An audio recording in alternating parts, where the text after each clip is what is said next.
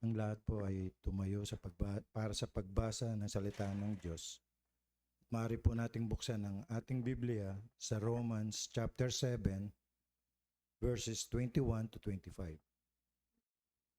Kaya nga, nasumpungan ko ang isang kautosan na kung ibig kong gumawa ng mabuti, ang masama ay nasa akin.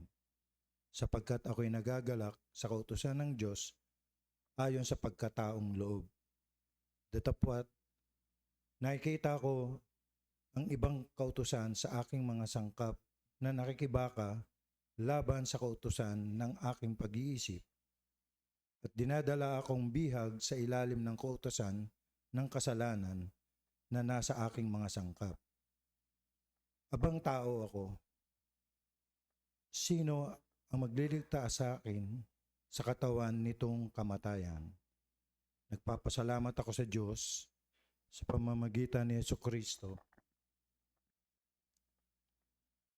na ating Panginoon, kaya tunay kong pinaglilingkod ang aking pag-iisip sa kautusan ng Diyos, datapwat ang laman ay sa kautusan ng kasalanan.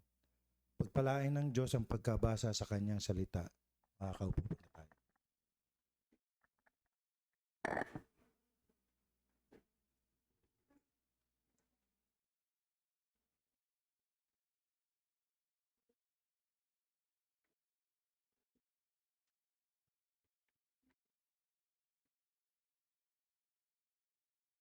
Amen. Praise the Lord. Sabi mo sa katabi mo, I'm glad you're here. Ano Tagalog nun? Tagalog. Masaya ako na nandito ka. Amen po. Papasalamat po tayo sa Panginoon sa kanyang kabutihan sa atin. Ano po, I'm sure kahit tayo ay nasa pananambahan na, minsan may mga naiisip po tayo, di ba, ng mga problema, mga bigat ng damdamin, sa kalooban, dahil sa mga pagsubok na ating dinadaanan. At bagamat hindi siya magandang pag-uugali, no? At subalit yun ay sadyang parang typical, no, sa atin na mga naglalakbay ng patuloy sa mundong ito sa na may kinakaharap na pagsubok sa buhay. Hindi normal kasi dapat tayong mga Kristiyano ay may matibay, matatag na pananampalataya sa Panginoon, kaya hindi tayo dapat masyadong sobra o kaya kung hindi masyado ay sobra, no, na nag-aalala sa ating mga dinadaan ng pagsubok. Amen po? Okay. Sabi ng Panginoon, di ba, huwag tayong mag-alala, do not worry, no, about everything. So, dapat po ay mag-focus tayo sa Kanya at na siyang ating provider at helper in time of our needs. Nagpapasalamat tayo sa Panginoon din kasi ako mismo personally, sapagkat tinuturuan ako ng Panginoon na manghingi. Yan, manghingi. Hindi talaga, ang ibig sabihin, ever since no, nung tinawag ako ni Lord na mag full-time, hindi talaga ako nanghihingi ng tulong, okay, sa mga members na especially kasi automatic na dapat, 'di ba, na yung mga members ay nagbibigay sa Panginoon ng kanilang mga ikaput handog. Ano po? So, inaasa ko na lang sa Panginoon lahat 'yon na ang mga members ay magkakaroon ng malalim na malasakit sa gawain ng Panginoon to the point na hindi na po siya kailangang antigin, di ba? O kaya ay pakiusapan na magbigay sa Panginoon para sa kanyang mga gawain. Pero eventually, lately, pinaisip sa akin ng Panginoon na kami ay nagkakaedad na, di ba? Mga papunta ng seniors, no? Ng mga lingkod ng Panginoon. At si Lord, ever since nakita ko na provider siya, no, in terms of church needs, family needs ko, si Lord ang aming provider ever since. Hindi ako nanghihingi. Kahit yung yung pagdagdag ng love gift, hindi ko hinihingi po yun. No? Although madali para sa atin yon sa PK kasi nagkataon na yung supporters ng pastor or maraming supporters ang pastor, ano, na at mahal yung pastor at alam yung pangangailangan ng pastor. Okay? Pero pinaisip sa akin ni Lord na dahil nagkakaedad na tayo, siyempre eventually yung mga supporters na yon, yung matagal ng supporters sa atin, magre-retire din, di ba? May mga nag-retire na tayong ilan at praise God kasi kahit papaano yung mga nag-retire naging tapat sa pagbibigay. So meron tayong ipon sana no na para sa pagpambili ng property. Okay? Pero syempre dahil retired na, hindi na pareho nung dati yung kinikita, di ba? So at marami tayong iba pa na mga supporters na ganun din yung case, no? So malamang-lamang as I retire, kasabay nun, retired din or magre-retire na rin yung mga contemporaries ko na sumusuport sa ating gawain. So that's why, dahil doon, pinupush natin yung deacons na at saka yung mga leaders po natin, no, na every time na meron tayong need sa church, pag-pray natin na mag-provide si Lord. Ibig sabihin nung pag-pray natin na mag-provide si Lord, tayo din yun, di ba? Tayo din yung magbibigay para sa gawain ng Panginoon. At maging yung iba pang mga pareho ng ating isipan, no, like-minded, no, na handang sumuporta sa gawain ng Panginoon. Actually, ang tinuturo sa akin ng Lord, yun nga, humingi, no, sapagkat kung ikaw ay hihingi, ikaw ay bibigyan, di ba? Maganda yung hindi ka humihingi, tapos binibigyan ka, ibig sabihin lang, no, yung mga nagbibigay talagang giver sila, di ba? Mahal nila ang gawain ng Panginoon at mga manggagawa ng Panginoon. Pero iba pa rin yung humihingi ka, at eto nga lately, meron tayong mga gamit sa church na sinubukan kong manghingi sa mga ilang kapatiran na nasa malayong lugar, na yung mga kaibigan, na mga dating pinagpastoran ko sa ibang church, na hindi naman sila tumatanggi, and praise God for that. No? At ako naman hindi nanghihingi ng malaki. Ano, alam ko yung kapasidad ng isang tao at yun yung pinapaisip sa akin ng Panginoon. Kung ito yung kaya mo, ito yung hinihingi ko. Ito yung kaya mo, di ba? Ito yung hinihingi ko. In fact, alam mo, tutuwa ako kasi ito yung hinihingi ko, dinadagdagan nila ng ganito kasi ito yung kaya nila. Alam niyo yung ibig sabihin? Palapakan natin si Lord doon, no, sa heart na handang magbigay. No? So, at ako naman, iniisip ko, para doon sa mga ibang nakakarinig na alam nila kung sino yung manghiningan ko, isang beses ko lang kayong hihingan sa loob ng isang taon. Huwag kayong mag-alala. Okay? Kaya pag may nanghihingi sa inyo, na si Joby, salamat, nag-chat sa inyo, nahihinga na kayo ng tulong, wag kayong, alam nyo na, nasa isang taon pa yon, no? Wag kayong maniniwala kasi baka hacker yon. At saka ang ginagawa ko po sa mga hinihingan ko po ng tulong, nag-o-offer ako ng video call para iwas hacker. Kasi yung mga hacker ayaw makapag-video call yan. No? Kaya wag kayong magbibigay sa akin ng walang video call. Okay? Or sa church. At saka ang ginagawa po natin bilang pagpakita ng transparency and trust na sa mga givers, hindi ako yung tumatanggap ng offering. Okay? Dinadaan ko yung sa deacons. Doon kayo magbigay sa deacons. Okay? At nawa, ganun yung gawin natin dati. I-practice din natin. No? Kung meron kayong nakitang pangangailangan sa church, nagkaroon tayo ng church planning lately, at sinama natin sa planning yung ways and means. No? Ibig sabihin nun, kung may need yung isang ministry sa atin, find ways, no, yung means kung paano yon ma-raise, no, yung pangangailangan yun na meron naman tayong pondo sa church, pero napansin natin tong year na to dahil po dumadami po yung ating kids outreach, dati 200 lang, ngayon 1,000 na. So, and praise God for that, magandang problema yon. Pero kasabay nun, yung gastos, di ba, sa ministry. No? So, kailangan natin ng big help na sa mga tao na bukod sa atin. Kasi yung maibibigay natin hanggang doon lang, di ba? Kung matadagdagan natin yon, counting dagdag na lang. So, kailangan natin ng help sa iba. And so, itong verse na ito ay tinuturo sa atin ng Panginoon to ask, no, and you shall receive. Di ba? At ang Lord ang magbe-bless ng mga tao na ginagamit niya na magbigay para sa gawain ng Panginoon. By the way, meron pa ng isa na hininga ko ng tulong na tumanggi for the moment, no? Kasi sabi niya walang-wala siya. So naintindihan natin 'yon, no? At meron naman akong hininga ng tulong, walang-wala pero nagbigay. Hindi ko alam kung napilitan lang 'yon, pero I'm sure na ipaliwanag ko sa kanya mabuti na ginawa niya 'yon para sa Panginoon.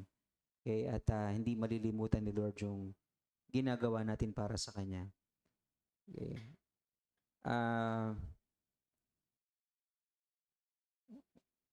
Meron din pala tayong bago ngayon sa harapan. Ano yan? Nakita niyo yan? Espada na yan. Espada, halaman. Okay. Nagre-remind po sa atin yan na ang salita ng Diyos ay sword. Di ba? Sword. May dalawang talim na tatamaan kayo, tatamaan din ako. Kaya wag natin sabihin na may personal yung pastor kasi pati yung pastor tinatamaan din. Di ba? Okay. So, marami na tayong mga symbols na magpapaalala sa atin ng kabutihan ng Diyos, yung mercy ng Diyos, yung repentance na kailangan nating maging response dun sa panawagan ng Diyos at ang cross na kung saan ito yung dakilang kapahayagan ng Diyos sa kanyang pag-ibig sa ating lahat. Okay? By the way, part ng ating binibigay na offering ay binibigay natin doon sa mga nangangailangan nating kapatid. Okay? Tama na sinabi ng Biblia na kung hindi ka magbibigay sa pamilya mo, anong tawag sa'yo? You are worse than an unbeliever. Okay? Pero hindi lang yung family natin, kundi yung church ay family din natin, di ba? Kaya yung social concern po natin ay pagpapakita natin na mahal natin, hindi lang yung family natin sa blood relation, kundi dun sa pananampalataya kay Kristo sa church. Okay? So part ng binibigay natin, iniaabot po natin yon sa mga kapatiran natin na nangangailangan every time that we hear from them, may sakit, na especially at iba pang nangangailangan nating kapatid. So, at ang deacons po natin ay hinihingan po natin ng report. No? Gusto ko sana ngayon maipakita yun sa inyo kasi tungkol to sa pagbibigay. Pero next week siguro maipakita natin yung mga natutulungan natin ng mga kapatiran. Dito lang naman sa ating local church din natin naman yon. Tsaka din natin din-mention yung names kung sakaling meron tayong mga donors na nagbibigay para sa Panginoon. So, your church is your family. No? Pinost ko ito bilang isang paalaala sa atin. No? Sa ngayon, ang ginagawa ko sa Facebook, yung post ko, meron nakalagay na with Pamilyang Kristiyano. Kasi ang goal ko, mag-preach o magturo sa Pamilyang Kristiyano.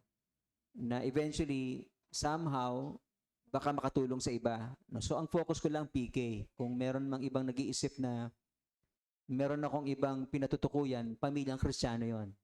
Alright? Kasi kilala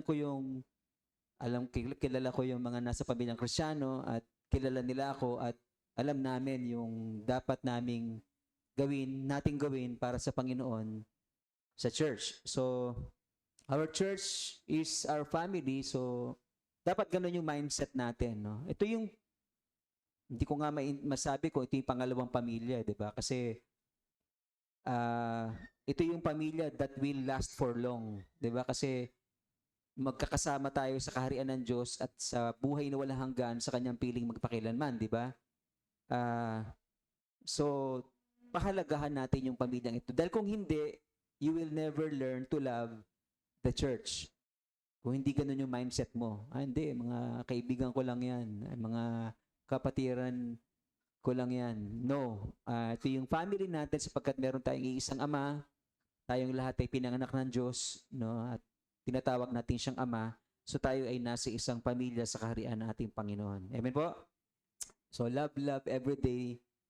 Pinoskya ng Valentine's Day para hindi lang tayo focused sa Valentine's Day na kung saan doon tayo mag-express ng love sa ating loved ones, kundi we do it every day, no, kasabay ng mga sermon, di ba? Love at saka sermon. Love, sermon, paulit-ulit lang. Okay? And then, part ng ating tinuturo sa bawat isa, no, ay yung katotohanan na kailangan ka ng Diyos sa kanyang kaharian. Amen po? Sabi mo sa katabi mo, kailangan ka ng Diyos sa kanyang kaharian. Okay? Kailangan ka ng Diyos. So, dahil kailangan ka ng Diyos, ipakita mong natutuwa ka doon, di ba? Yung, wow, amen. Si Lord, kailangan ako sa kanyang kingdom. Bakit? Sapagkat kailangan niya ng spokesperson, di ba?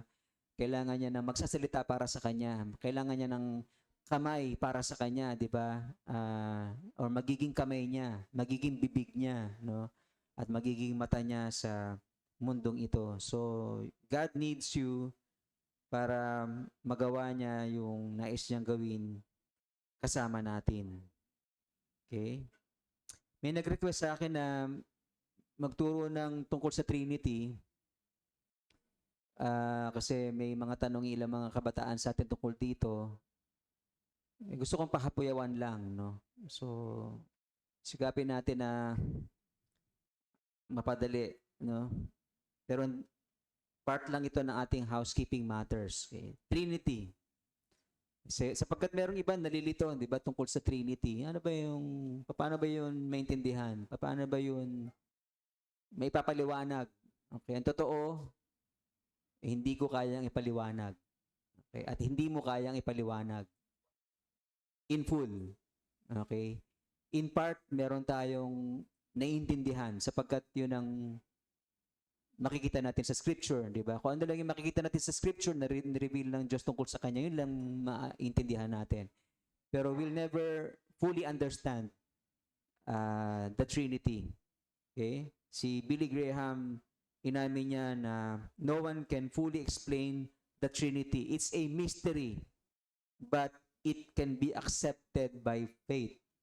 Amen po? Okay? Pananampalataya lang yung kailangan natin para tanggapin ito. So, kung tungkol sa Trinity pag-uusapan, wala pong word na Trinity sa Bible. Yan po yung pinagigiitan ng mga anti-Protestant, no? Or anti-pastors, right? Talaga namang walang Trinity sa Bible. Pero implied. Implied. For example, yung Great Commission, go and make disciples of all nations, baptize them in the name of the Father and of the Son and of the Holy Spirit.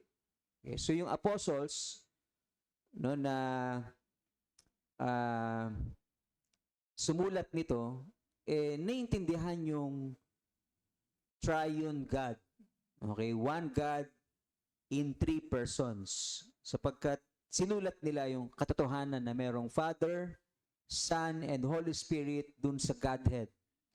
Right? Pangalawa, meron tinatawag yung mga Hudyo na Shema. Okay? Shema. Kung ano man yung pronunciation nun. Okay? So, ang Shema ay nasa Deuteronomy chapter 6 verse 4 na ang pinasabi ng Panginoon Diyos kay Moses, "Hear, O Israel, the Lord our God, the Lord is one." Yun yung Shema. The Lord is one. There is only one true God. Malinaw yun sa mga Hudyo. Kaya yung mga Hudyo na unbelievers, ibig sabihin yung believer sa Diyos, kay Yahweh, pero hindi believer in Christ, hindi pa rin sila convinced na merong triune God. Okay, merong isa lang ang Diyos para sa kanila. Okay? Pero yung mga Hudyo na naging Christians na, alam nila yung Trinity. Naniniwala sila sa tinuturo ng Scripture tungkol sa Trinity. Okay? So, tayo din, ganun din naman tayo. No? Bagamat ang Diyos ay may tatlong persona, pero naniniwala tayo, pareho na paniniwala ng mga Hudyo na there is only one God. Kaya ang pinaka-best description ng Trinity ay triune God. Okay, triune God. One God in three persons. Okay? Yung first record ng Trinity sa Bible ay found in Genesis chapter 1 verses 1 to 3. Ano yung makikita po natin doon sa creation account? 'Di ba yung nilikha ng Diyos ang lahat ng bagay? Ano sabi doon? God created the heavens and the earth. The earth was without form and void, and darkness was over the face of the deep. And the Spirit of God, okay, in the beginning, God created, pero sumunod, and the Spirit of God was hovering over the face of the waters. Okay? So, dalawa na, di ba? God created the heavens and the earth. The Spirit of God was hovering over the face of the waters. And God said, let there be light. Yung said, yung nagsalita ang Diyos, merong word na lumabas sa kanyang bibig. Okay? Yun yung word na naging flesh. Sino yun? Si Jesus Christ. Okay, so dyan pa lang sa Genesis chapter 1 verse 3 ay meron ng hint na dapat nakita ng mga Hudyo sapagkat sa kanila unang binigay yung Bible na Old Testament. Sa kanila unang nireveal ng Diyos kung sino siya. Siya yung Creator God, no, na merong Spirit and Word. Okay? And then, meron din sa Old Testament na dapat mapansin, by the way, no, yung Genesis 1:3, yung sa sinabi dun sa, and the Spirit of God was hovering over the face of the waters. Yung word na Spirit dun sa Hebrew ay ruach. Ruach, wind. Wind. No, kaya hindi agad na-catch ng mga Hudyo na yung wind na yon ay spirit. Hindi yung typical na wind lang, kundi yung movement ng Diyos in spirit ay parang katulad ng wind. Okay? Pero sa atin, sa Christian Bible, tinranslate yon as spirit. Kasi yung wind ay hindi nakikita at eventually, in the course of time, pinakilala ng Diyos sa kanyang sarili na hindi lang siya Diyos Ama, kundi siya rin ay merong person, no, another person na different from the Father, which is the Holy Spirit. Okay? And then, sa Bible, sa Old Testament, meron pong theophany na mapapansin. Hindi lang dapat yung mga Hudyo na unang tumanggap ng Old Testament, kundi tayo. Okay? Ano yung theophany? Theo means God. No? Ibig sabihin, yung Diyos ay sa katawang tao. Mimistulang tao. Okay? Theophany. Halimbawa, sa Genesis chapter 32, si Jacob ay nakipag-wrestle sa Diyos. Nalala niyo yung kwentong yon, di ba? Na nakipag-wrestling siya sa Diyos. Tapos, nag-wrestling sila, tinamaan si Jacob dun sa piging niya, so pipilay-pilay siyang lumakad. So, that's theophany. Ang Diyos ay nagpahayag sa tao sa mistulang tao.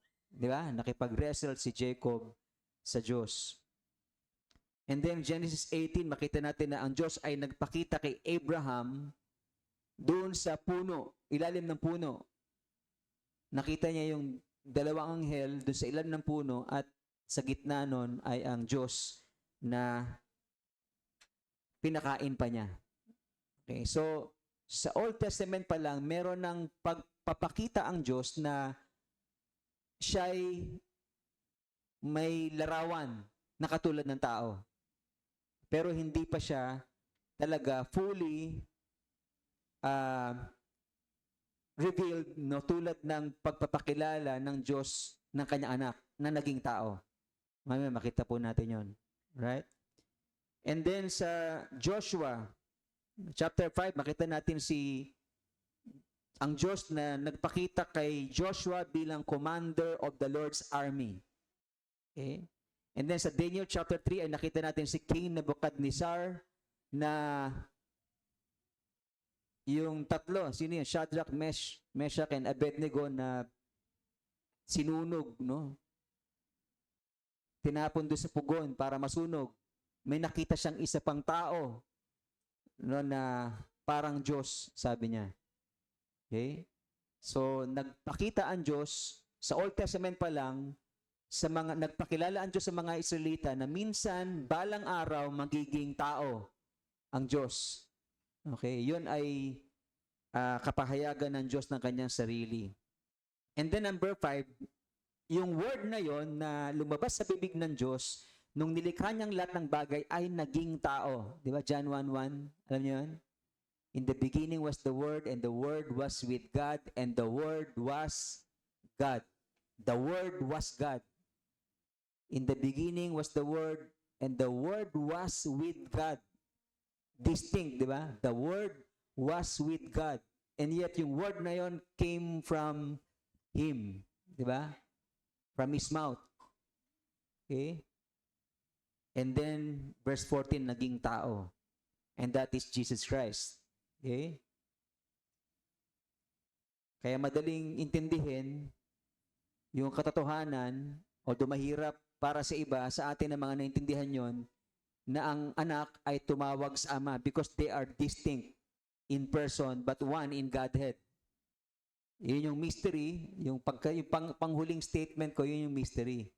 Yung katotohanan na ang anak ay nakipag-usap sa ama, humanly speaking, madaling intindihan, pero yung iisa lang pala sila, yun ang mahirap at mystery para sa atin at hindi natin kayang ipaliwanag bilang tao, doon na lang natin maintindihan sa langit or sa bagong langit at bagong lupa.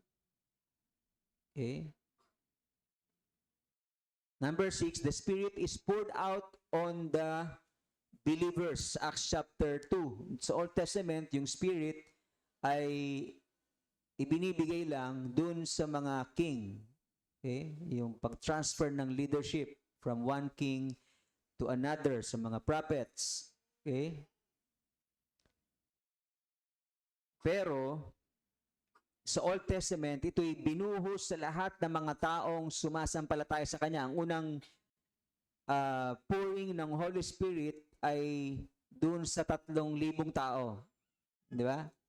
Una muna, dun po sa mga disciples muna pala, di ba? Disciples na nag-gathered sa Day of Pentecost na kung saan sila ay napuspos ng Holy Spirit, nag-speak in tongues at naintindihan ng mga foreigners yung kanilang pagsasalita ng ibang wika. Okay? And then, makita po natin na yung Trinity, yung Triune God na yon ay merong kanya-kanyang distinct roles. That's why doon natin masabi na distinct sila na person pero one in Godhead. Yung Father ang nagsugo sa anak. Okay? Yung anak ang namatay para sa atin. Hindi yung ama ang namatay para sa atin, kundi yung anak. Okay? Hindi yung anak ang nagsugo sa kanyang sarili, kundi ang ama. Okay? And then yung Spirit ang siyang nagsasanctify. Siya yung naguhugas ng ating mga kasalanan. The moment you repent of your sin, ina-apply ng anak ang kanyang dugo sa atin. Nung siya'y namatay sa krus ng minsan at tayo nauhugasan sa ating mga kasalanan. At yun ay sa kalooban ng Ama. Okay? So, at patuloy tayong hinuhugasan as long as we live and repent in this present world.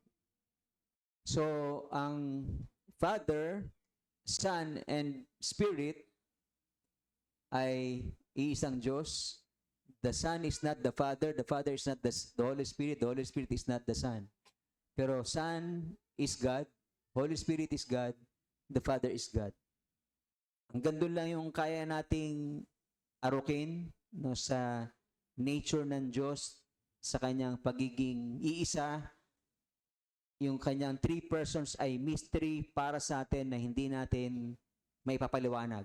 Yung mga church fathers natin ay sinubukang magpaliwanag, no, at meron silang na-derive na mga concepts tungkol sa Trinity. For example, yung araw.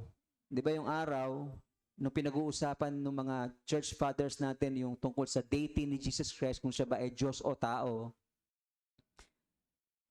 pinag-usapan nila ang katotohanan na ang Diyos Ama ay pareho ng Diyos Anak. Okay? Pagdating sa Godhead. Katulad yun ng araw na nakita natin, tsaka yung apoy na meron tayo dito sa lupa. Di ba? Pareho sila ng component. Di ba?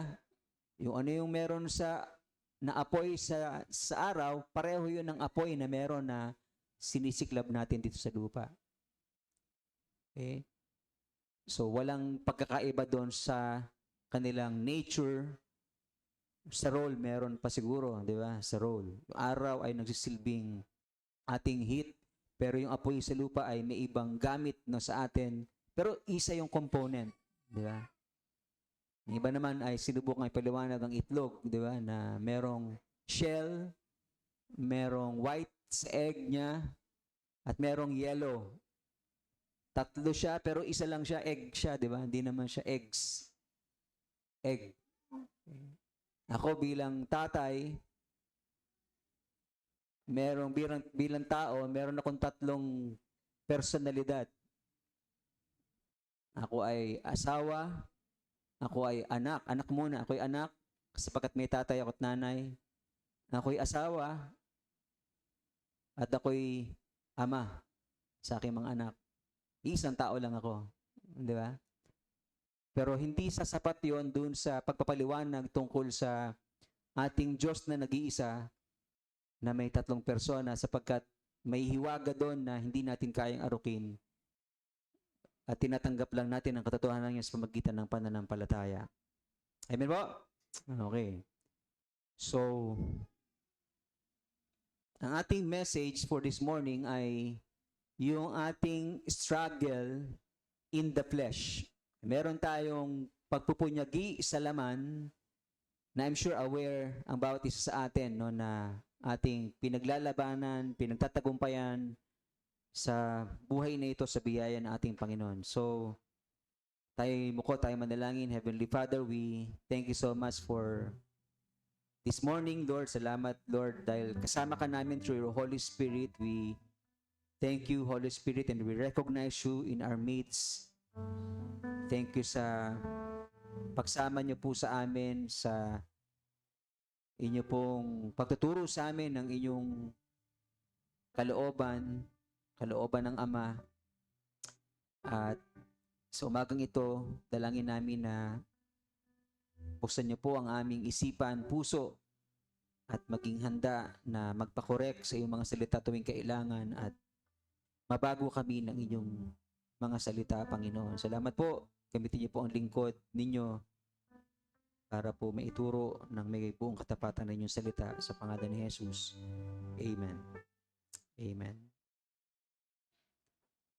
So, merong lima po na mga katotohanan na nais kong ibahagi sa talata na ating pinagbabatayan, ating mensahe na binasa po kanina sa Romans chapter 8 verses 21 to 25. Romans chapter 7 pala yan dapat. No, 7. Tama pala. Na-edit na. Romans 7, 21 to 25. Number 1, merong dalawang pare-pareho tayong karanasan na bilang individual. sa buhay na ito. Una po ay yung ating pag-iisip na gustong-gustong gawin yung tama. Amen po ba? Okay. Pare-pareho tayo doon, no?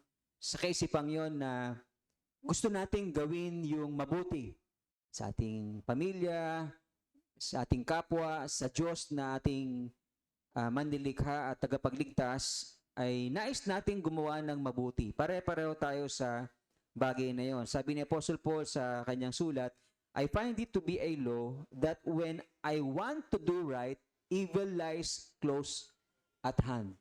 So, aware si Apostle Paul at sinasabi niya ito na isang parang batas, no? Ibig sabihin normal sa atin, no? Common sa ating lahat. Nangyayari at nararanasan po natin na meron sa ating buhay pagkatao na gustong gumawa ng tama. Tama po ba? Okay? So, saan nanggaling yon? Bakit tayo merong ganong kaisipan na gusto nating gawin yung tama sa buhay na ito?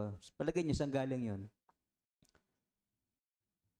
Bakit meron tayong ganong pagnanasa, desire na gawin yung mabuti? Saan kaya galing yan, palagay niyo? Nalala niyo ba, nung nilikha tayo ng Diyos, nilikha niya tayo ayon sa kanyang larawan, sa kanyang wangis. In other words, no, I'm sure di lang yun yung dominionship, no, na binigyan tayo ng Diyos ng kapasidad para to rule the earth, no, pamahalaan na ng daigdig at i-manage ito ng mabuti in good stewardship. Okay. Naniniwala ako na yung dominionship na yun ay nakapaloob doon yung kapasidad natin na gawin yung tama sa harapan ng Diyos. Amen po? Yung larawan ng Diyos na siya'y may kakayanang gawin yung tama at mabuti, meron din tayong ganong larawang yon. Hello? O kaya, bawat nilalang sa mundong ito, believer and unbeliever alike, ay merong kapasidad, merong desire, merong sa kanyang pag-iisip at pagkatao na gusto niyang gawin yung tama. Kaya minsan di magtataka tayo, ba't mas mabait pa yung unbeliever kaysa believer? Kasi nga, lahat tayo ay merong kapasidad na gawin yung tama. At wag nating gamitin laban sa kapatid natin yon, di ba? Na mas mabuti pa yung unbeliever sa'yo. Ganon. Nagkataon na meron siyang kahinaan pa na inaayos pa ni Lord sa kanya. Kung wala na siyang kahinaan, perfect na siya. Di ba? Ay, sino yung walang kahinaan sa atin? Alright? So, ang problema natin at lahat tayo ay involved dito, no? Yung image na yun ng Diyos, yung larawan ng Diyos na yun ay nasira ng ano? Nasira ng kasalanan. Nung pumasok ang kasalanan, magmula kay Adan, hanggang sa lahat ng henerasyon, yung wangis ng Diyos, yung plano ng Diyos sa tao na gawin yung tama, ay nasira, di ba? Sapagkat pumasok ang kasalanan, no? Gumawa ng kasalanan si Eva, ang tinuturo si Adan. Ang tinuturo naman ni Adan, yung ahas. Yung ahas wala nang maituro.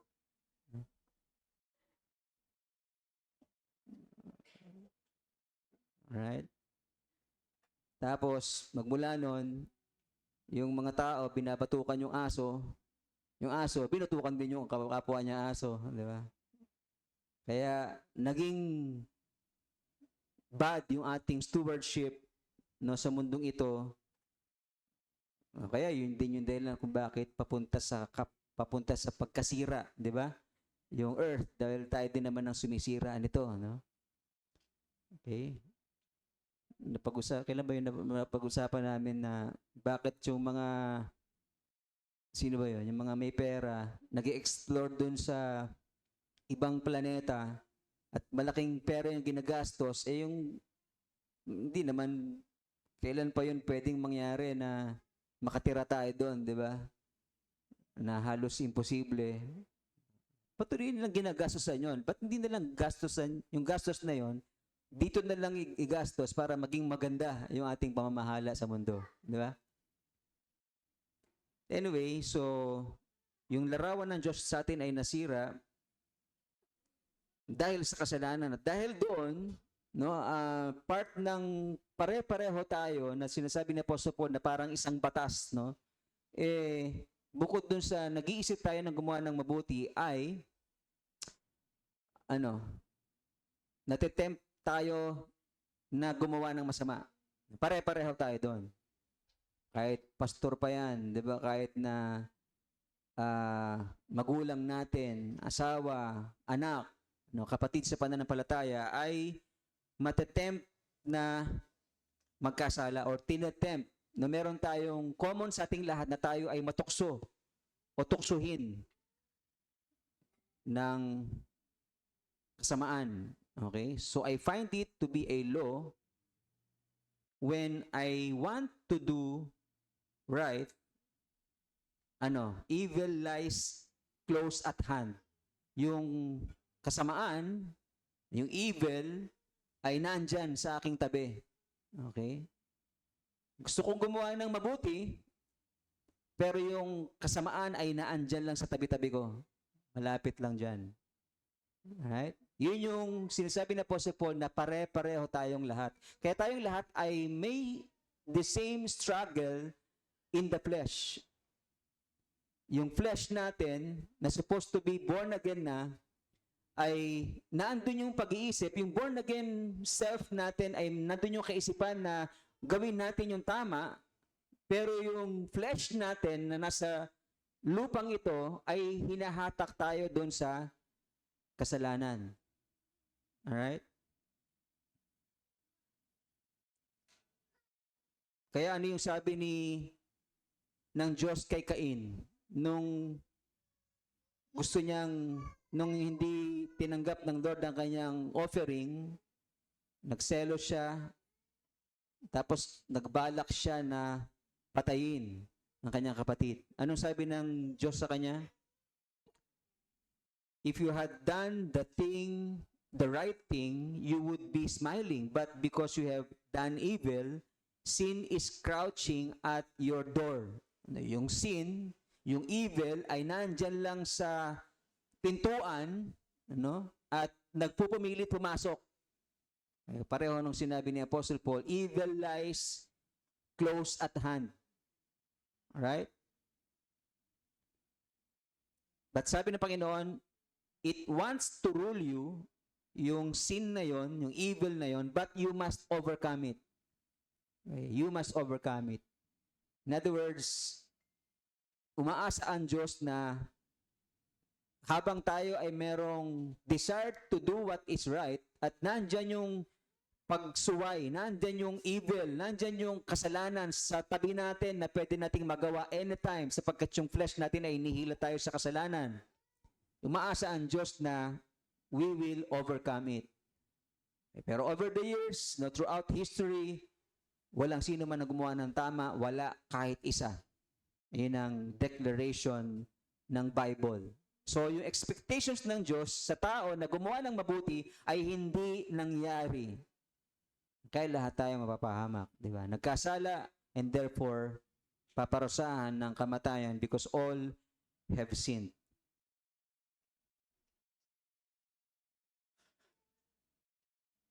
Sabi ni Apostle Peter, 1 Peter chapter 5 verse 8, be sober-minded, be watchful, your adversary, the devil, prowls around like a roaring lion seeking someone to devour.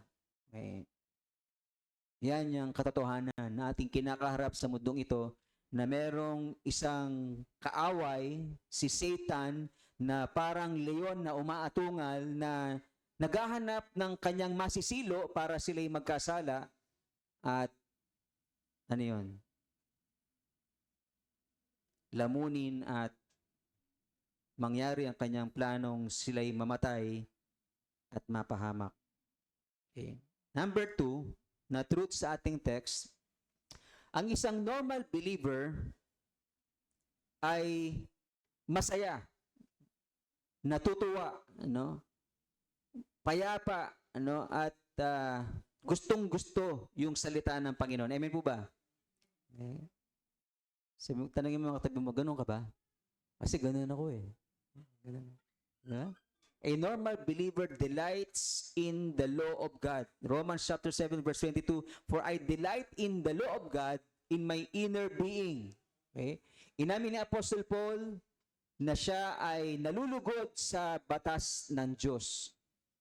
In other words, si Apostle Paul ay hindi antinomian. Ano yung antinomian? Anti-law. Yung against sa law. Okay? Paul is not antinomian. Okay? Kasi merong iba, dahil nami-misinterpret nila yung Bible, yung batas ng Diyos ay parang tinitignan nila na parang baliwala na. Yun yung antinomian. Wala na tayo sa ilalim ng batas. Nasa Bible yung salitang yun, pero may tamang paliwanag doon. Nagkamali yung iba sa pagkakaintindi, kaya parang baliwala na sila sa kanila yung batas. Okay? Hindi na nila iniintindi na yung batas ng Diyos. Antinomian. But Paul says, I delight in the law of God. Okay? Hindi siya antinomian. Mahal niya yung salita ng Diyos, mahal niya yung batas ng Diyos, at hindi niya ito binabaliwala. I delight in the law of God.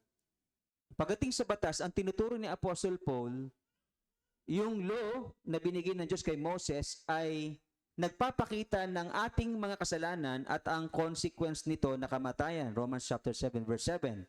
Ang batas ng Diyos ay hindi makapagbibigay sa atin ng katuwiran. Okay, ang kaya lang ibigay natin na sa atin ito ay ang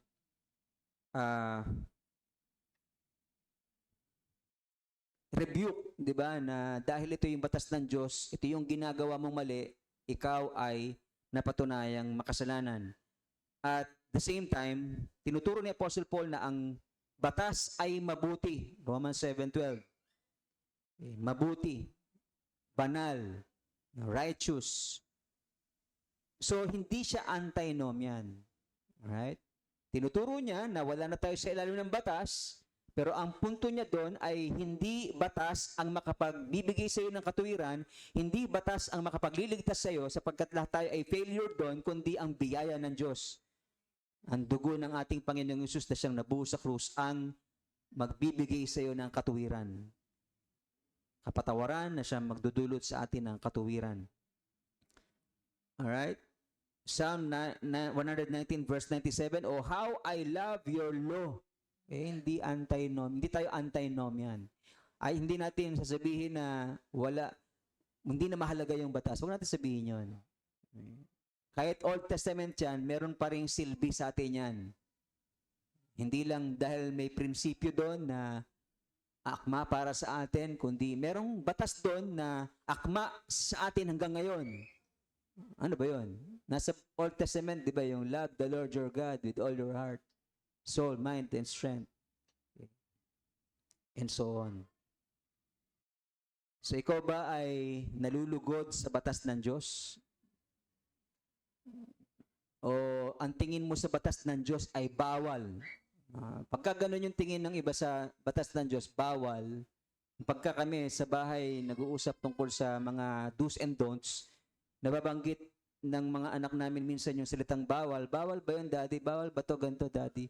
Pinapaliwanag ko yung iwasan yung word na bawal sapagkat sa Christianity, parang nagagamit yung salitang bawal para yung Christianity ay magmukhang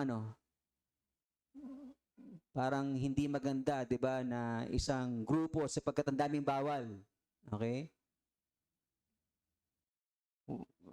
Ayaw kong gamitin yung salitang bawal sapagkat yun yung nagiging kaisipan. Kundi dapat meron tayong pagmamahal, 'di ba, sa batas ng Diyos.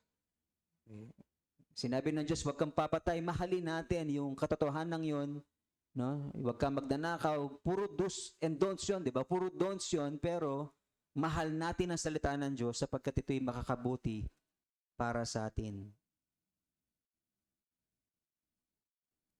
Tinitignan natin yung batas ng Diyos na isang truth na makapagdudulot sa atin ng kapayapaan, di ba, ng kasiyahan, sapagkat kung lahat ng tao ay hindi papatay, di walang krimen, di ba? kung lahat ng tao ay mahal ang salita ng Diyos at hindi magnanakaw, wala tayong problemang masyadong mararanasan sa mundong ito. Number 3, sinning against God is a decision we all struggle with daily. Okay, Romans chapter 7 verse 23, I discover within me a different law at war with the law of my understanding and leading me captive to the law which is everywhere at work in my body, the law of sin. Okay, so, yung ating sarili ay merong struggle na kinakaharap daily at ang struggle na yon ay yung kasalanan na gustong-gustong lumabas. Okay? At kailangan nating mag-decide no, kung anong ating gagawin, kung ano yung ating susundin. Now, dito po sa text, makita po natin na merong dalawang natural laws na kung saan tayo ay nag-struggle. Ano yun? Ano yung natural laws na yun? The will to act in righteousness, yung piniliwanag natin kanina, and the flesh which drags us in committing sin. Hello? Meron ba kayo niyan? Di ba? Pare-para tayo dyan, di ba? At tinawag ito ni Apostle Paul na parang isang batas. Hindi ko alam kung bakit ginawang capital letter yon ng Weymouth Translator. Okay? Asa na yun? Yun, no? Law, different law. Ginawa niyang capital letter L. Siguro para i-emphasize na yun ay universal. Di ba? Lahat tayo ay merong karanasan na parang isang batas no, na automatic na umiiral sa ating pagkatao na meron tayong will to act in righteousness, at the same time, the flesh which drags us in committing sin. Kaya naman sa paggawa ng kasalanan, kahit sinong tao, pag gumagawa siya ng kasalanan, merong involved doon. Okay? Eh, yung iba, pagka nakagawa ng kasalanan, ang tinuturo yung ibang tao. Ito kasi, siya kasi, kung hindi dahil sa kanyang ginawa sa akin, hindi ko gagawin to. Di ba? Pero ang totoo, wag muna tayong pumunta sa ibang tao. Meron involved sa paggawa natin kasalanan, dapat natin maintindihan. Una, sino? Yung tempter, si Satan. Okay?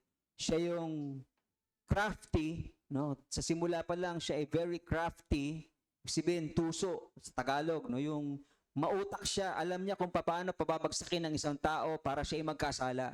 Alam niya yung kahinaan natin. Biro mo, ilang taon na siyang, di ba? Ilang taon na siya sa mundo. Mas matanda siya sa atin ng kasing tanda ng kung kailan siya nilikha ng Diyos. Nag-e-exist na siya. So, matalino siya, alam niya kung paano paikutin ng tao, alam niya kung paano, ano yung hilig natin, yung laman natin na madali tayong matulak sa kasalanan, alam niya kung ano yung ibibigay niya sa'yo. Okay? Nabigo lang siya kanino? Kay Joseph, di ba? Akala niya, pag binigyan niya ng babae si Joseph, bibigay si Joseph, pero hindi, di ba? Sapagkat meron siyang pagmamahal sa salita ng Diyos at mismong sa Diyos na nagsasalita sa kanya. So merong Satan, at hindi lang si Satan, no? At ang si Satan ay gumagamit ng ibang tao para tuksuhin ka. Okay? Mga kaibigan mo na yayayain ka sa mga gawang hindi mabuti, alright, na involved doon sa paggawa mo ng mali, ng kasalanan. So, at of course, hindi masyado tayo nakafocus sa tao na siyang nanukso sa atin sapagkat siya'y instrumento lang ng kaaway para tuksuhin tayo, di ba? Pangalawa na involved dun sa act of sinning ay yung decision natin. Okay, meron tayong decision na pinoproseso sa ating isipan na pinapaliwanag ni Apostle Paul sa kanyang sulat na dun tayo nag-struggle. Merong parang batas na gusto natin gawin yung tama, pero at the same time, meron ding isa pang batas na parang may kasalanang hinihila ako sa pagkakasala. May flesh na gustong-gustong gawin yung bagay na hindi kalooban ng Panginoon. Okay, so doon natin pinag-uusapan yung makakabuti ba sa atin ito o hindi, di ba? O pagka inibitahan ka ng mga kaibigan mo sa isang ah, inuman, halimbawa, makakabuti ba yun sa akin o hindi? Kalooban ba ng Diyos ito o hindi? Yan. Alright? Paano yung mga babae pagka nagiinuman? Paano kayo mag-inuman? Di ba dapat inuwoman? Inuwoman. Inuman ng kape. Yung mabuti pa yun, di ba? Inuman ng juice. Yung iba kasi kailangan nilang tumagay kasi kung hindi, baka hindi sila magustuhan ng kanilang boss. So wala na sila ulit trabaho, di ba? Kaya nung minsan, binigyan ako ng pagkakataon ng Diyos na mag-lead ng mga tao, mga construction workers. Tinuruan ko sila ng isang bagong kultura. Okay? Nagiinuman kami tuwing payday. Ate Sally, paano yun? Nagiinuman kami. Tapos bawat mga dumadaan sa amin na mga lalaking kakilala namin, pinapatagay namin. Tagay ka! Tapos, di tumagay naman. Tapos ininom. Tapos sabay bugap. Yung pala juice. Kasi kulay brown, nakala nila, ano. So, maganda sana kung ganun yung boss natin, di ba? Wala tayong problema, di ba? Kaya lang minsan, natatakot yung iba na pagka hindi natin na-please yung ating boss, baka apektado yung ating trabaho. Sana maniwari. Ano yung ibang kapalit na sana? Nawa ay huwag tayong matakot sa tao. Matakot tayo sa Diyos na pumapatay ng kaluluwa at espiritu. Di ba? At nang sa gayon ay lahat tayo ay kalugdan ng ating Panginoon. Pero syempre, bukod dun sa decision-making process, involved din dito yung desire ng flesh, whether we are going to serve God or serve sin. Yung sinasabi ni Apostle Paul. And kaya nag-conclude siya dun sa bandang huli, hindi masyadong maganda sanang ending, pero may chapter 8 pa naman, no? Pero sinabi niya na ito yung ating struggle in the flesh. Meron tayong desire to serve God, pero at the same time, merong war, struggle na pinagtatagumpayan nating araw-araw, minsan nabibigo, no, na dahil sa ating will, di ba? Yung panghuli, yung final decision, no? Kaya kung sakaling tuksuhin ka ni Satan directly, no, na nangungusap siya sa iyo, magnakaw ka, kumupit ka ng pera, no, kaya may ibang taong ginagamit siya para ikaw ay tuksuhin, bago mo sila sisihin, nagdesisyon ka, di ba? Yung will, yung power to act on something ay ginamit mo not for good, but for evil. Okay. So, si Satan, meron siyang kanyang parusang sarili. Ikaw meron ka ring parusa o disiplina dahil sa iyong will, yung final decision mo na ikaw ay nag-commit ng isang bagay na hindi kalooban ng Panginoon, mananagot tayo sa Diyos sa lahat ng ito. Okay? At kung minsan na tayo na disiplina, sana tama na yon, di ba? Kasi kung hindi, something worse may happen to us. Yun ang sabi ng Lord, di ba, sa mga tao na pinapatawad niya dahil may nagawa silang kasalanan, so napahamak ang katawan nila, nagkasakit sila, etc.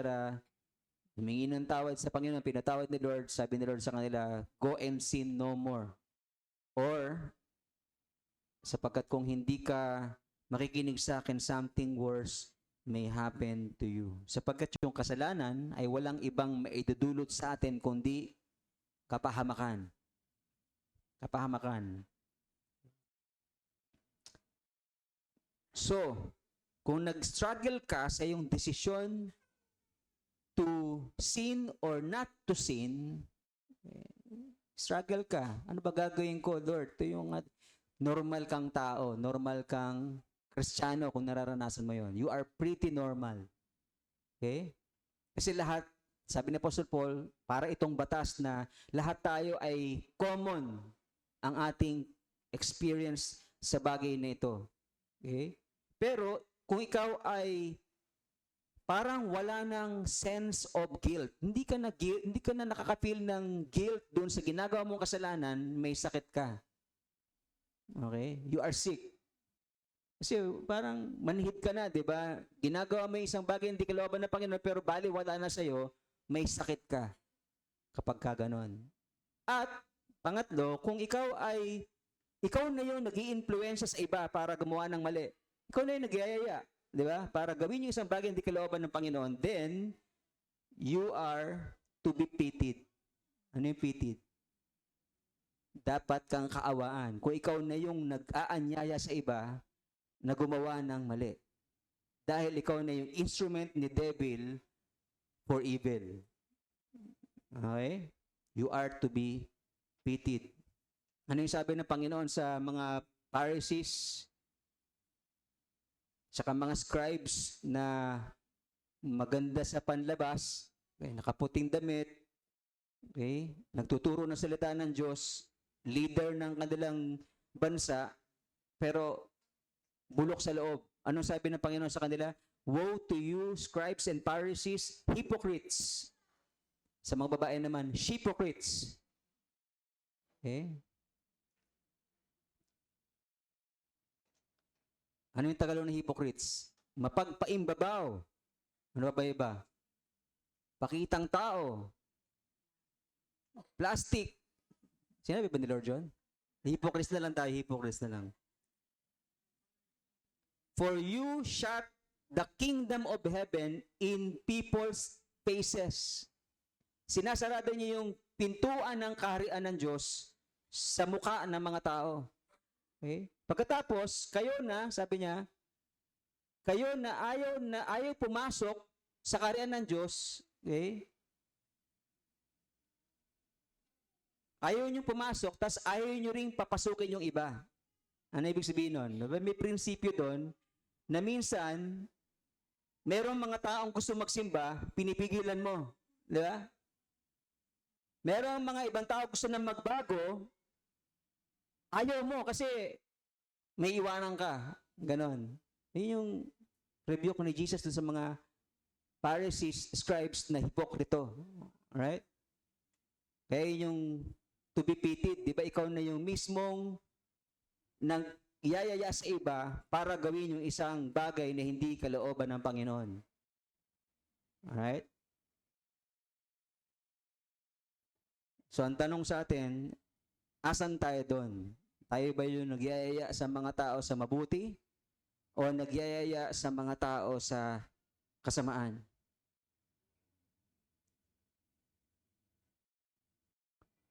Siguro, ang sagot doon, kung mahal mo si Lord, di ba? Hindi ka mag-iisip ng gano'n, no, na himukin yung iba, na gawin yung isang bagay na mali. Actually, ilang beses na ako natutukso na pagsabihan yung ibang tao na niyayaya yung mga sumisimba sa atin sa mali. Halimbawa, ang tanong ko sa inyo, tama ba yung mag-inuman o mabuti yun? Tama ba o mali? Kasi dinadahilan ng iba, di ba? Di ba si Lord, merong mga ano doon, yung ginawa niyang alak yung tubig, o di, gusto niya mag-inuman yung mga tao. Ganun ba yun? Yun ba yung tinuturo ni Lord doon? Well, ang talagang sinasabi ng Bible, ang mga manlalasing ay hindi makakapasok sa kaharian ng Diyos o walang bahagi sa kaharian ng Diyos. Yun ang sinasabi ng Scripture. Di ba? So yun yung malinaw na pinagkukunan natin ng katotohanan kung tama ba o mali ang uminom, di ba? Ng alak. Okay, so hindi siya, mayroong portion sa Bible na sabi ni Apostle Paul kay Timothy, uminom ka ng kaunting alak para sa iyong sikmura. Kaunti. Yung inuman, kaunti ba yun? Madami yun, di ba? So, at saka, in the first place, bakit ka ba nalalasing? Dahil sa pag-inom. So, para hindi ka malasing, anong gagawin mo? Huwag kang uminom. Di ba? Inom ka lang kapag sinabi ni Paul sa'yo, uminom ka ng kaunting alak para sikmura mo. Yun. Pag sinabi niya, uminom ka. Buti na lang, wala na si Paul, kaya wala ka ng dahilan. Hindi.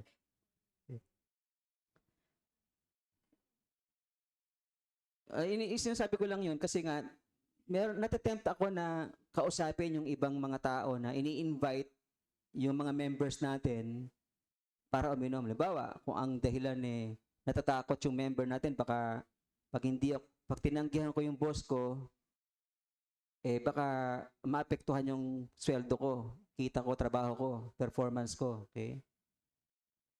Di ba ganun kasi yun, yung pag di ka nakisama, pwedeng apektado yung trabaho mo. Okay. So, parang gusto kong kausapin, natitempt ako na kausapin yung boss halimbawa na paliwanag na ganito kasi yung tinuturo po namin sa church, sa scripture kasi sabi ito ganyan, ganyan, ganyan. So, parang ganun ba? O kaya hindi boss, yung mga katropa-tropa lang. Parang natatempt akong kausapin, no? Kasi kinausap ko na yung mga kapatiran na hindi kalooban ni Lord to. So, kaya lang, ang kidadahilan ng mga kapatiran natin, kasi inihila ako ng mga to Parang gusto ko rin kausapin yung mga humihila, di ba, sa kanya, sa kanila. Kaya lang, pinaisip sa akin ni Lord, Pastor, hindi ikaw ang magbabago ng tao, ako. So, hayaan mo ako. Kinausap mo na yung tao na gumagawa ng isang bagay na hindi ko kalooban, tama na yon. Okay? Ako ang bahala na magbabago ng tao. Okay? Actually, madami na akong attempts sa pagpapastor na sinubukan kong pumapel. Mahirap palang pumapel pag wala kang papel. Walang authority from the Lord. No? Yung pinilit mo lang kasi sa bugso ng damdamin na gusto mong i-correct ang lahat ng bagay, dumadami yung kaaway ko pagka actually, naging problema ko yon, no? Dahil sa tulak ako ng tulak. No? Pero eventually, ang sinasabi ko na ngayon palagi, hayaan natin si Lord ang kumilos. Kasi ako ang magbabago ng tao, hindi ikaw. Okay? Number 4, an intelligent person is the one who knows his or her need for a savior. Sa verse 24, wretched man that I am, who will deliver me from this body of death. So si Paul ay na-realize niya yung isang napakahalagang tanong. Alam niyo ba na sinasabi ng pangkaraniwang mga intelihenteng tao, di ba, na ang isang matalinong tao ay yung marunong magtanong. Yes, sa klase, pag yung estudyante tanong ng tanong, yun ang natututo. Yung iba akala mangmang siya, di ba? Ay, walang alam, kaya hindi siya tatanong kasi kamangmangan yung magtanong. Pero ang totoo palang matalino, yung nagtatanong. Okay? At hindi lang tanong, kundi yung pinakamahalagang tanong, yun yung pinakamatalino. At si Apostle Paul, pinakita niya sa kanyang sariling kaisipan, no? Na of course, nireveal din sa kanya ng Lord ito at pinaunawa sa kanya ng Panginoon na kailangan natin ng tagapagligtas. Yung tanungin mo sa iyong sarili, sino magliligtas sa akin sa kalalagayang ito na gusto kong gawin yung kalooban ng Diyos pero merong kasalanang naghahari sa akin na parang gusto kong sundin nyo sapagkat yung laman ko, hinihila ako doon. Okay? Sino magliligtas sa akin sa kalalagayang ito? Sapagkat kung hindi ako'y patungo doon sa kamatayan na sinasabi sa Bible, diba? The law of sin is death. For the wages of sin is death. So, naitanong ni Apostle Paul ang isang pinakamatalinong tanong. Kaya nga, number 4, di ba? Kung talagang matalino ko, ay tatanong mo yung pinaka-importanting tanong sa buhay. Paano ba ako madiligtas? Paano ako makapunta ng langit? Ibang tanong paano ba ako yayaman? Kaya sila napapahamak, di ba? Paano ba ako aasenso sa buhay? Paano ba ako magkakaroon ng boyfriend? Samantalang ako 11 years old pa lang. Okay. Mali yung mga tanong nila, di ba? Walang tungkol dun sa pinakamahalagang dapat tanungin at masagot sa mundong ito. So ikaw, naitanong mo na ba sa sarili mo yung pinakamahalagang tanong? Okay. Paano ba ako maliligtas? Paano ba ako makakawala dito sa putik na ito na pilit akong hinihila ng aking laman? No? Meron namang, actually, lahat naman siguro ng tao, or kung hindi lahat, marami, ay ayaw, gusto nang lumabas doon sa kasalanan, di ba? Meron siyang ginagawang kasalanan, hindi siya makalabas kasi meron siyang mga kaibigan na parang pagka umalis ako dito, ano lang sasabihin ng mga kaibigan ko, di ba? Parang nahihirapan yung damdamin natin doon, pero gustong-gusto natin makawala, di ba? At dun sa pagkakataong yon, kung naiisip mo yon, tanungin mo na, paano ako makakawala dito? Yun yung pinaka-importanting tanong na dapat mong masagot sa iyong buhay. Paano ako makakatakas sa sitwasyong ito na ako'y hinihila ng aking katawan sa kasalanan sapagkat ako'y magpapatuloy dito, ako'y mapapahamak ayon sa Scripture. At ayaw kong maging ganoon ang aking buhay. Kaya nga, number 5, lastly, a happy person is the one rescued by Jesus Christ, our Lord and Savior. Matalino yung ibang tao na nagtatanong ng important question, pero unless until na sila ay masagot yung tanong na yun sa kanilang buhay at sila ay makakilala kay Kristo, kamangmangan pa rin yun. Di ba? Kaya bali wala yung mahalagang tanong na hindi nasagot sapagkat sila'y nananatili sa kasalanan at walang kaligtasan. Pero masaya ang isang tao na matapos maintindihan niya yung importante tanong na dapat itanong niya sa kanyang buhay, sa kanyang sarili, at matapos nun ay nasagot yun ng salita ng Diyos at nasumpungan niya ang Panginoon at pinatawad siya ng Panginoon at binigyan ng katiyakan ng buhay na walang hanggan, then siya yung pinakamasayang tao. Di ba? Kaya sabi ni Apostle Paul, unhappy man that I am, wretched man that I am, who will rescue me from this death-bound, burdened body? Thanks be to God through Jesus Christ our Lord. No? Sapagkat si Paul, naranasan niya rin yung isang buhay na noon ay malayo siya sa Panginoon at siya'y nagpe-persecute ng mga mananampalataya. Pinapapatay ang mga mananampalataya. Subalit, alam niya at minsan sa buhay niya, siya ay hinipo ng Diyos, siya ay nagsisi, siya ay tumalikod sa kasalanan at isinuko ang kanyang buhay sa Panginoon. Siya ay na-deliver dun sa sitwasyon na yon. Sapagkat hindi lang siya nagtanong, sinagot siya ng Diyos. Amen po? So kung ikaw ay nag-iisip na makawala dun sa isang bagay na hindi kalooban ng Panginoon, kausapin mo si Lord. Tanungin mo siya, Lord, paano ako makakawala dito? At sasagutin ka ng Panginoon, anak, lumapit ka sa akin. Maniwala ka sa akin. Makinig ka sa akin.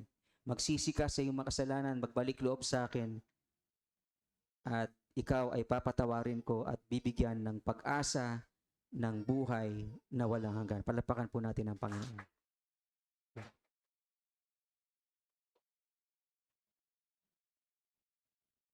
So, hindi masaya, unhappy, yung mga taong hindi nasagot, di ba? Yung mahalagang tanong niya. Pero happy.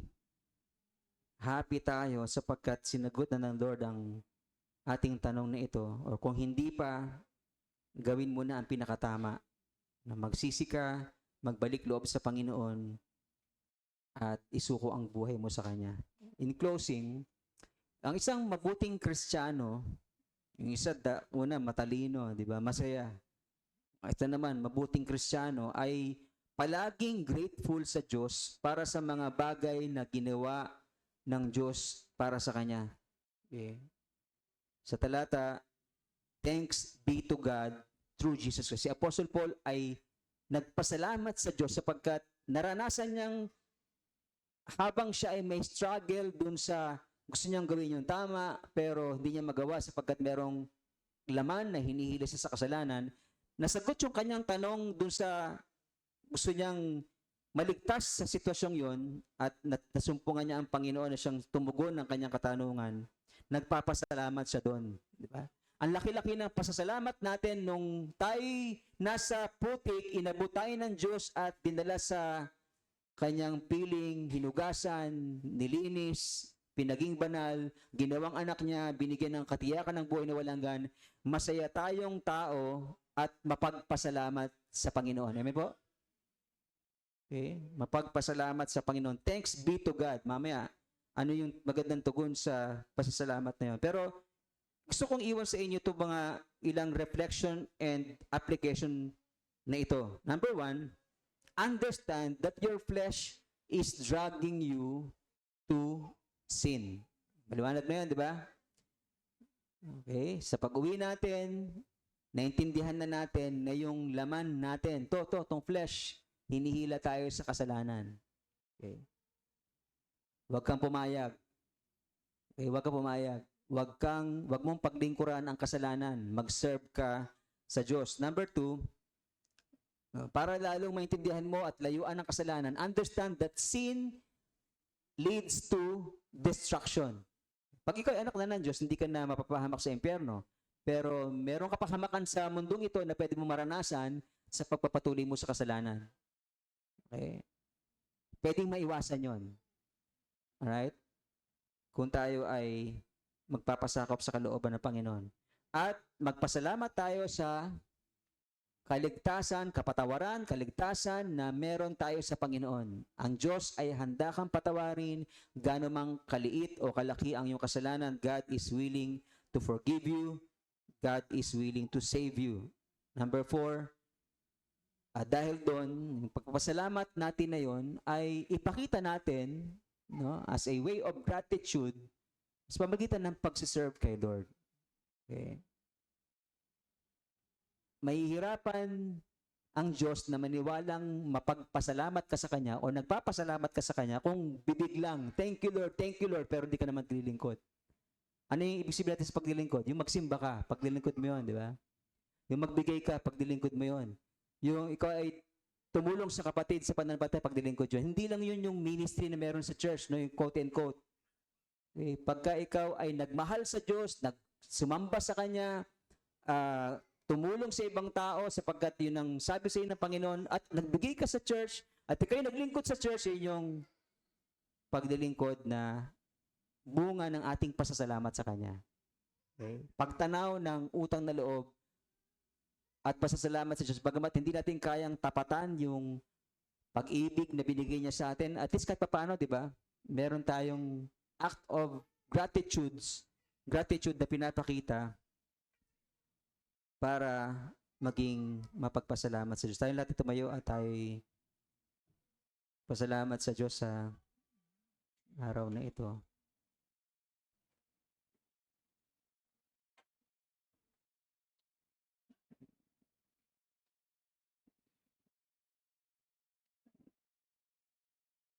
Panginoon, na kami ay nagpapasalamat sa pangungusap mo sa amin this morning. Salamat po sa mensahe niyo po. At naintindihan namin na meron kaming struggle na pare-pareho na kinakaharap sa buhay na ito. Kaya hindi namin kailangan na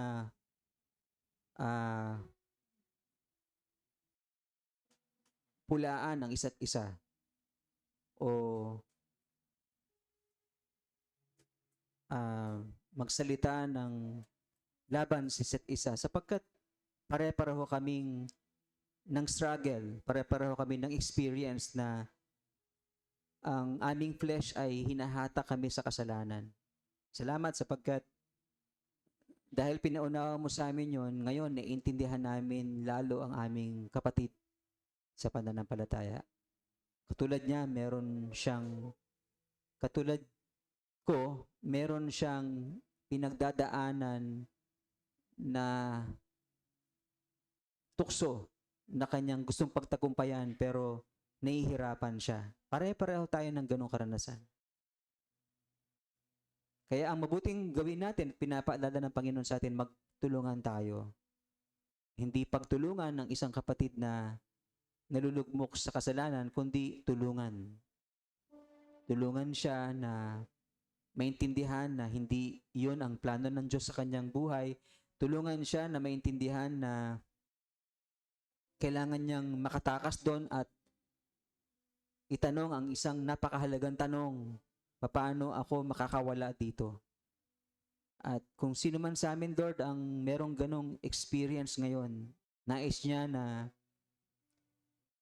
makatakas sa isang sitwasyon na hindi mo kalooban at nahihirapan siya sapagkat meron siyang mga maaring kaibigan o boss na piniplease niya. Lord, dalangin ko ang inyong pangungusap sa amin at pagtuturo na hindi dapat taong aming katakutan kundi kayo. At mas isipin namin, Panginoon, kayo kaysa dun sa iisipin ng mga tao sa amin kung kami aalis sa isang kasalanang hindi mo kalooban. Salamat sapagkat pinapaunawa mo sa amin ito at alam din namin na wala kaming kakayanan, Panginoon, para baguhin ang aming sarili. Ako mismo bilang pastor, hindi ako ang Diyos para magbago ng sinuman. Kaya humihiling ako, Panginoon, ng inyong pagbabago sa amin.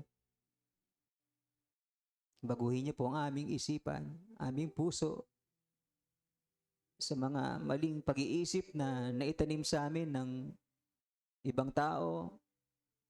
At alam namin, Panginoon, na ang kaaway ang kumikilos para dayain kami. Bigyan kami ng mga pananaw na meron sa mundong ito sapagkat kung ginagawa nga naman ng madami yung isang bagay na mali, ba't hindi ko rin gawin sapagkat ginagawa naman ng marami. Lord, ito yung isang prinsipyo ng mundo na marami sa amin ang nabihag ng kaaway sa kasalanan. Sa mga sandaling ito, umihiling ako, Panginoon, ng inyo pong pangungusap, paghipo sa bawat isa, upang anuman ang pinagdadaanan naming tukso, kasalanan na gusto ng bawat isa sa amin ang makatakas, Panginoon. Lord, I pray for your intervention. Ang iyong pagkilos sa buhay ng bawat isa. Upang sa gayon, mapansin namin sa pagpansin namin kung merong isa sa amin na binago mo nang walang ibang nagpumilit sa kanya, kundi kayo lamang, Panginoon, sa iyong kapangyarihan ay hinipo mo. Nagsisi siya, tumalikod sa kasalanan at nagbalik loob sa inyo, maluluwalhati ang iyong pangalan sapagkat ikaw ay totoong nagbabago ng buhay, Panginoon. Salamat po sapagkat meron ng mga tukso at kasalanan sa buhay namin na na-overcome na po namin. Salamat po, Panginoon, pinupuri ka namin doon. Pero meron pang mga struggles kami na kinakaharap. And we need you badly in our lives, Panginoon. Salamat sapagkat buhat nung kami nagsisi at tinanggap ka bilang aming Panginoon tagapagligtas, ang iyong banal na Espiritu ay sumaamin. Tumahan sa amin, na siyang nangungusap sa amin, na siyang nagko-convict sa amin in righteousness and sin. Kapag mali, tinuturo niyo sa amin ito'y mali. Pagka mabuti, ito ang pinapagawa niyo po sa amin. Salamat po, Holy Spirit. At ngayon, then Lord, salamat sapagkat nangungusap pa sa bawat isa. Panginoon, patuloy po na sinusuko po namin ang buhay namin sa inyo at umaasa sa mga pagbabago na gagawin ninyo, Panginoon, sa aming buhay, sa pangalan ni Jesus.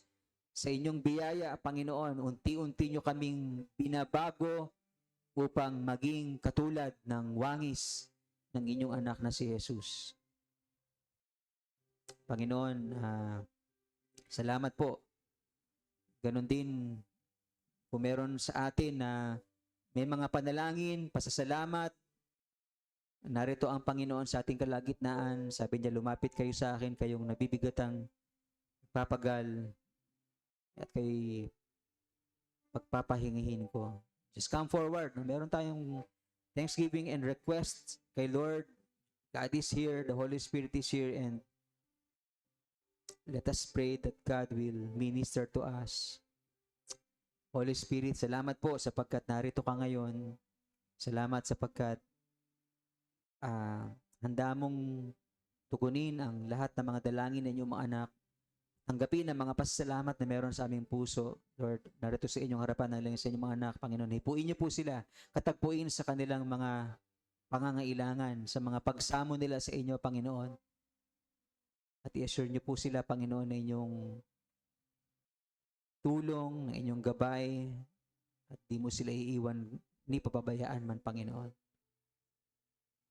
Sa mga may sakit, patuloy tayong manampalataya sa Panginoon sapagkat siya ang dakilang manggagamot. Salamat sapagkat unti-unti na nakikita natin kung paano siyang kumikilos upang tayo ay maging malakas, malusog at gumaling sa karamdaman. Patuloy tayong manalig sa Kanya at idulog sa Kanya ang ating mga karamdaman. Lord, alam mo po ang sino man sa amin na may sakit, Panginoon, Lord, we pray. I pray in the name of Jesus Christ for your healing touch. Panginoon, kahit ngayon, handa mong pagalingin ang sino man, maaaring iba sa amin, instant healing ang ibibigay mo. Ang iba naman ay paunti-unti at iba ay naghihintay pa ng inyong pagkilos, Lord, by faith. O God, in the name of Jesus Christ, your Son, Jesus Christ, naniniwala kaming ikaw ay may kapangyarihang magpagaling at umaasa kami ng inyong kagalingan sa pangalan ni Jesus. Thank you so much, Lord. Salamat po. Patuloy po na dalangin din namin ng mga may kaarawan, pagpalain niyo po sila at ang kanilang buong sambahayan, maging ang mga may anibersaryo sa kasal, Lord, bless niyo po sila. Mga nasa abroad naming kapatid, Panginoon, pagpalain niyo po sila, ingatan, ilayo sa masama. Ang mga may negosyo, patuloy po kaming humilin ng favor mo. Salamat sa mga pagsubok na napagtagumpayan dahil sa iyong biyaya. Sa mga employees, Lord, your promotion and more blessings to come upon us upang kami ay maging blessing, Panginoon, sa family namin, sa iyong church, sa iyong kingdom. Lord, patuloy po na humiling kami ng inyong pagpuspos ng inyong Santong Espiritu. Fill us with your presence, Holy Spirit. Fill us with your love, joy, patience, kindness, humility, self-control, Panginoon, upang sa pagharap naming muli sa buong linggong ito, Panginoon, dahil kasama ka namin, dahil sa iyong kapuspusan, dahil sa iyong kapangyarihan, pagtitiwala namin sa inyo, magtatagumpay kami sa pangalan ni Jesus. Salamat po, Panginoon. At sa inyong lingkod, hayaan niyo po na ipataw sa bawat isa yung biyaya. Pagpalain ka nawa ng Panginoon at ingatan ka. Pagliwanagan ng Panginoon ang kanyang mukha sa iyo at mahabag sa iyo. Ilingap nawa ng Panginoon ang kanyang mukha sa iyo at bigyan ka ng kapayapaan ngayon at magpakailanman. In love, God's people say, Amen. God bless everyone.